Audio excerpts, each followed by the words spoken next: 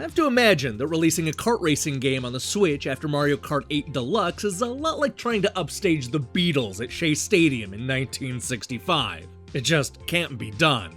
But part of me applauds and even wants to root for those brave souls that throw caution to the wind and try anyway.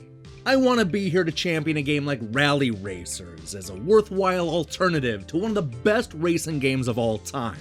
But I can't. I can't because this brand new racer from West Coast Games somehow manages to get just about everything wrong.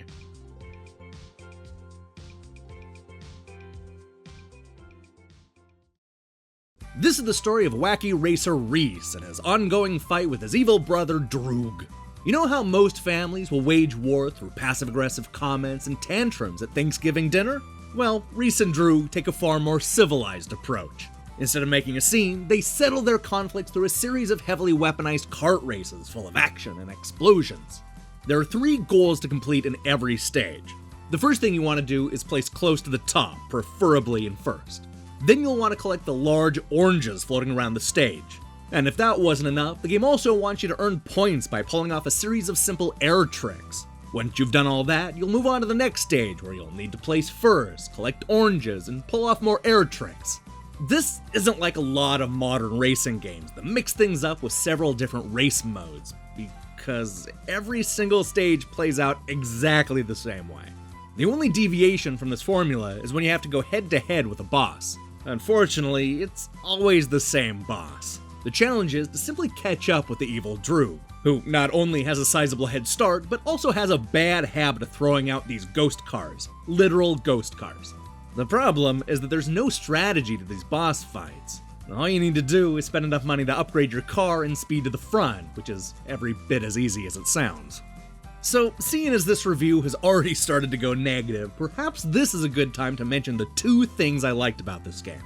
For as much as I talked about Mario Kart at the top, I feel like West Coast Games has done a good job of creating a kart racing game that doesn't feel like another clone. I also appreciate the amount of work that went into creating the wide assortment of locations, including a tropical island, snow-covered mountains, sandy deserts, and more. These 2 elements are a nice foundation for what could have been another great racing game on the Switch. Unfortunately, this is not a great racing game, or even a good racing game. I dare say, this is a borderline broken racing game. From a gameplay perspective, there's not much to like here. I was genuinely shocked by how poorly the game played when I first booted it up. I spent the first few races bouncing around like I was driving through one of those air castles you see at birthday parties. The handling improves once you've spent the money on upgrades, but even at its best, the gameplay is loose and a tad squirrely. And if you think going forward can be frustrating, just wait until you're forced to shift into reverse. Even if you press the right trigger oh so gently, you'll still race backwards as if you jammed your foot on the gas pedal. This may seem like a minor nitpick, but the way they handled the reverse made it impossible for me to get back in the race. It got to the point where I was always choosing to restart the race instead of fiddling with the broken reverse mechanics. Now, this isn't a small thing, because Rally Racers is the type of game where you'll constantly get hung up on the borders of the tracks. Now, the problem with the gameplay is only compounded by the woefully inconsistent frame rate, which seems to fluctuate based on location. This is especially frustrating when you look at how simple the graphics are, especially when compared to pretty much every other racing game on the Switch.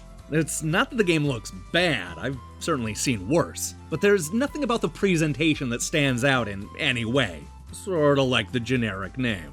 On second thought, there actually is one thing that stands out, but it's for all the wrong reasons, and that's the character designs. The racers are all short, with big, ugly heads, all of which kinda look the same. These aren't the likable characters you usually get in a kart racing game, but rather the grumpy people you hurry past in a subway station. Even the game knows these characters suck, as they allow you to pair the racers up with these cute animal companions that offer an added perk. West Coast Games probably would have been better off just making these animal friends the main stars of Rally Racers, if you ask me. Okay, at this point it feels like I'm piling on, but it's also worth mentioning that the Switch game is plagued with technical problems. I've already touched on the inconsistent frame rate, but there's also a lot of backgrounds and texture pop-ins. And if that wasn't enough, the game also has a bad habit of crashing after certain events. When it happens so many times, it's hard not to see it as a sign to move on to a different game.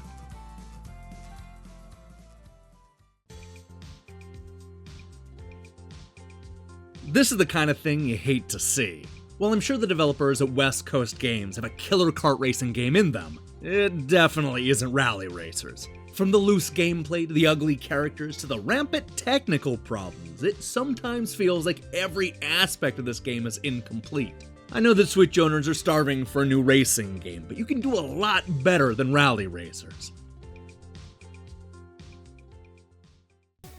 Hey, thanks for watching our review. So here's the question of the day. What's the worst kart racing game you've ever played?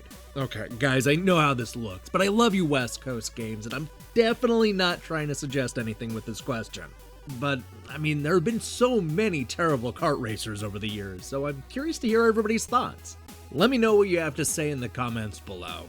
In other news, we still have reviews to get to this week, so do me a favor and click that subscribe button and support what we're doing here. Until then.